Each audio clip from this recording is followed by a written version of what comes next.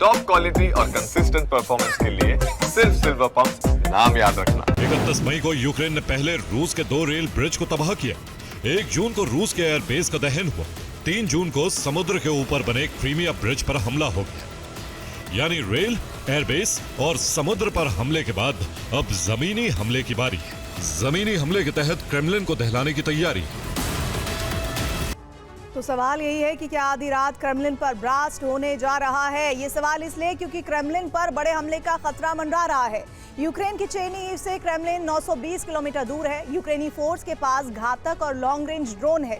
Ukraine के पास 1000 kilometre तक हमला करने में सक्षम ड्रोन है। इसका मतलब ये हुआ कि क्रेमलिन यूक्रेनी ड्रोन की रेंज में है। माना जा रहा है कि यूक्रेनी फोर्स चेरनीहिव से क्रेमलिन की तरफ ड्रोन फायर कर सकती है। लीक सीक्रेट रिपोर्ट के मुताबिक क्रेमलिन पर यूक्रेन और नेटो अब तक के सबसे बड़े हमले की तैयारी में है। नेटो की मदद से यूक्रेन क्रेमलिन पर पहला हमला 3 मई 2023 को करने में सफल हुआ था। तब यूक्रेनी ड्रोन विस्फोट से क्रेमलिन की इमारत बर्बाद हुई थी। लेकिन इस बार उससे भी बड़े हमले की तैयारी है। माना जा रहा है कि यह हमला अगले 24 घंटे के अंदर हो सकता है।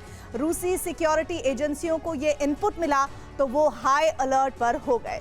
ज़ेलेंस्की और उनकी सेना ने जिस मरीचिका अंडर वाटर ड्रोन से क्रीमिया ब्रिज को टारगेट किया है वो बहुत ही खतरनाक है। और इस ड्रोन की जो रेंज है वो देखिए, वो है 1000 किलोमीटर की। और अगर हम इसके ऊपर तैनात होने वाली विस्फोट की बात करें तो इस रेंज के अंदर ये जहां 1000 किलोमीटर की रेंज को कवर करता है, वहीं 1100 किलो पेलोड ले जाने में ये सक्षम है। यानी कि ये 1100 किलो का बारूद ले जाकर वहां विस्फोट कर सकता है। और यही वजह है कि धमाका इतना जोरदार और इतना बड़ा और था कि पल भर के अंदर ही मजबूत क्रीमिया ब्रिज का एक बड़ा हिस्सा ध्वस्त होते हुए दिखा, इस मरीचिका ड्रोन की वजह से ही। अब सवाल ये उठता है कि क्या यूक्रेन का ऑपरेशन स्पाइडर वेब अमेरिका के पूर्व राष्ट्रपति जो बाइडेन के दिमाग की उपज थी?